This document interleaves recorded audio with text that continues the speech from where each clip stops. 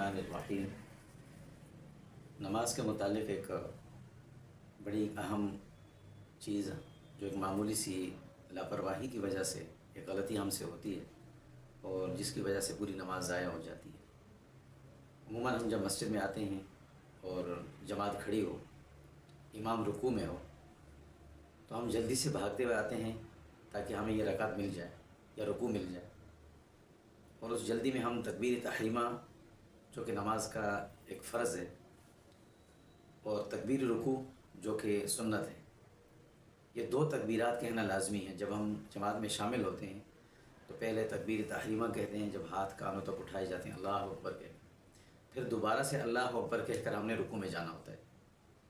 اب جب امام کو رکوع میں دیکھا ہم نے تو ہم جلدی سے بھاگے آئے اور ایک ہی مرتبہ اللہ اکبر کہا اور سیدھا رکوع میں چلے گئے۔ تو یاد رکھنے والی بات ہے کہ جو فرض تکبیر ہے وہ رہ گئی اور سنت تکبیر ہم نے جو رکوع میں جانے والی تھی وہ کہہ دی،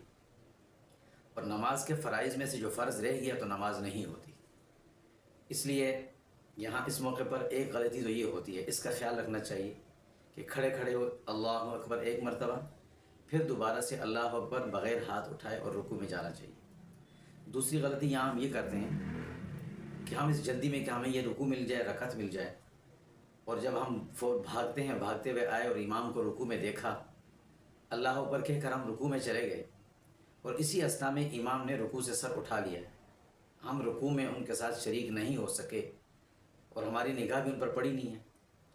اور عموماً ہوتا یہ ہے کہ امام رکوع سے سر اٹھانے کے بعد سمع اللہ لمن حمدہ کہتے ہیں، تو ایسی صورت میں وہ رکعت ہمیں نہیں ملی اور ہم اپنے فہم میں یہ سمجھے کہ رکعت میں نے پا لی، تو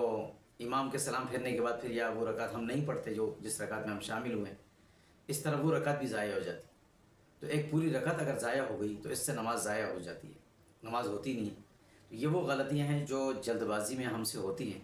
ایسی غلطیوں کا خیال رکھنا چاہیے۔ طریقہ کار یہ ہے کہ جب ہم مسجد میں آئیں اور دیکھیں کہ امام رکوع میں ہے تو جلد بازی میں رکوع میں شامل نہ ہوں، بلکہ امام کا انتظار کریں، جب وہ سمع اللہ لمن حمدہ کہہ کر رکوع سے اٹھ جائیں تب ہم ان کے ساتھ اطمینان کے ساتھ شامل ہوں اور اس رکعت کو بعد میں ادا کریں، ورنہ یہ دو بڑی بڑی غلطیاں بیچ میں ہوتی ہیں،